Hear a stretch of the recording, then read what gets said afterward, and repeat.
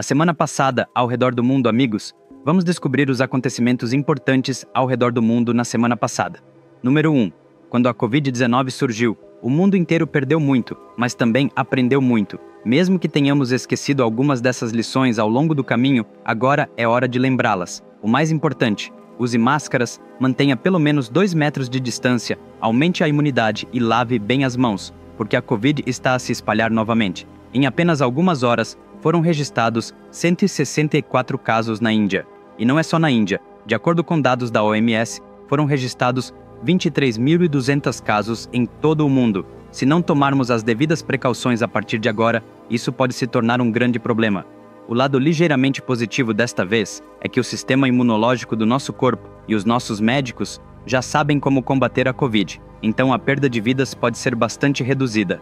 Número 2. Após o incidente em Pahalgam, toda a Índia está em alerta máximo. Todos os cidadãos paquistaneses que vieram para a Índia por vários motivos, incluindo aqueles da alta comissão do Paquistão, foram enviados de volta. No entanto, alguns traidores que trabalham para o Paquistão ainda estão na Índia. O Departamento de Inteligência afirma que alguns deles estão em Hyderabad, uma das cidades que mais crescem no mundo. Durante a investigação, descobriu-se que Siraj-ur-Rehman e Said Samir têm ligações com o ISIS e receberam informações da Arábia Saudita relacionadas com explosões de bombas. Uma grande quantidade de amônia, enxofre e pó de alumínio, materiais que podem causar explosões de alta intensidade, foi encontrada no local onde eles estavam hospedados. Número 3. No Brasil, prisioneiros condenados à prisão receberam um novo tipo de benefício. Se algum prisioneiro ler um livro inteiro, terá 4 dias de sua pena reduzidos. A ideia é que se os prisioneiros adquirirem conhecimento, haverá uma chance maior de que sua mentalidade mude de forma positiva após a libertação, para que não prejudiquem a sociedade novamente. Ao introduzir este conceito, leia um livro e reduza 4 dias da sua pena, eles pretendem orientar os prisioneiros na direção certa. Esta é realmente uma boa iniciativa. Número 4. Taiwan está a ser considerada pela China como parte do seu território. Seguindo a sua política de uma só China, Pequim pretende incorporar Taiwan à China pela força, se necessário. Taiwan, por outro lado, tenta obter a independência sem recorrer à guerra. Neste processo, os Estados Unidos têm condenado regularmente a velocidade e as táticas agressivas da China.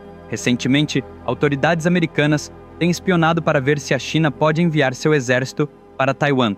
Os exercícios militares da China e os caças que se aproximam de Taiwan não são apenas ameaças a Taiwan, mas também sinais claros para a comunidade internacional. Analistas dizem que isso também pode afetar a cadeia de abastecimento de semicondutores da China. Número 5. Desde o início da guerra entre a Rússia e a Ucrânia, a União Europeia impôs muitas sanções econômicas à Rússia.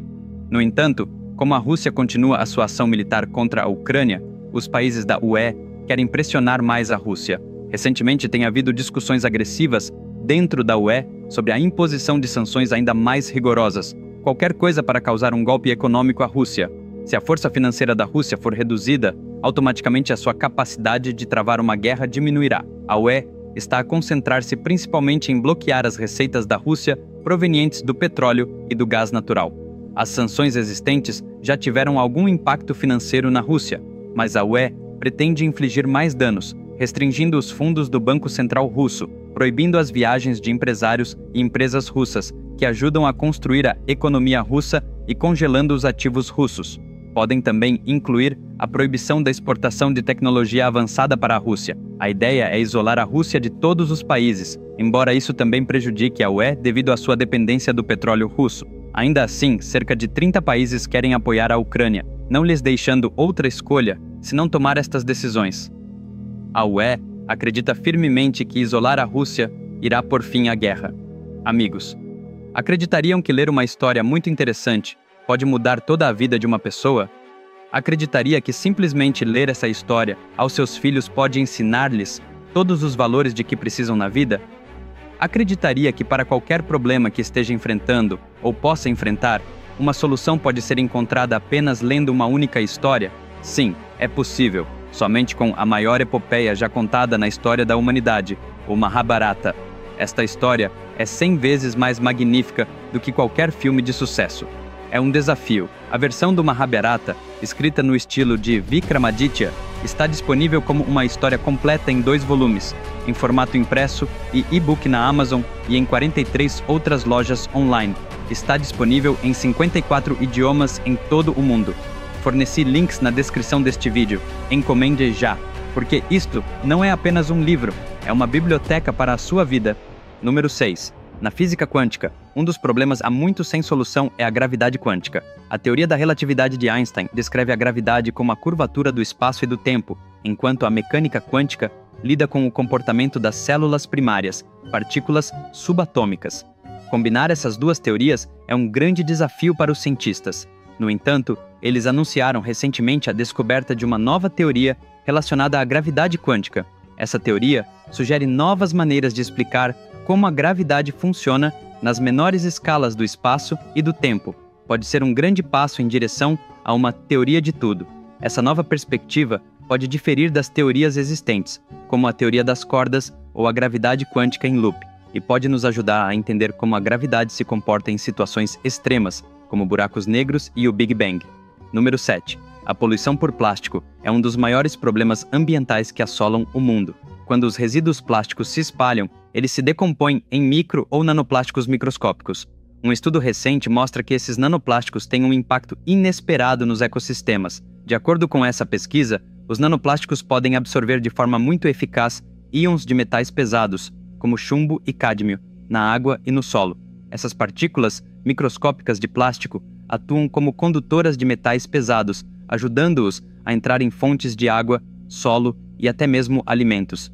Isso leva a muitos problemas de saúde. Portanto, os nanoplásticos não só poluem por si mesmos, como também transportam outros poluentes perigosos para o meio ambiente. Os governos sozinhos não podem proibir os plásticos. São as pessoas que devem parar de usá-los. Caso contrário, nos próximos 30 anos, metade da população poderá acabar com cancro. Número 8. Para avaliar os impactos das alterações climáticas e elaborar estratégias adequadas, os dados sobre a subida e descida do nível do mar são extremamente importantes. Dados recentemente recolhidos pelos satélites mais avançados revelaram detalhes alarmantes sobre a subida do nível do mar. Estes satélites registram até as mais pequenas alterações em todo o mundo com maior precisão do que antes. Os dados mostram que o derretimento das calotas polares na Antártida e na Groenlândia está a ocorrer muito mais rapidamente do que o previsto. Além disso, o aquecimento das águas oceânicas também está a contribuir para a subida do nível do mar. Estes novos dados indicam claramente um enorme impacto nas cidades costeiras e ilhas no futuro. Pode-se até pensar que é melhor para as pessoas que vivem em áreas costeiras se mudarem.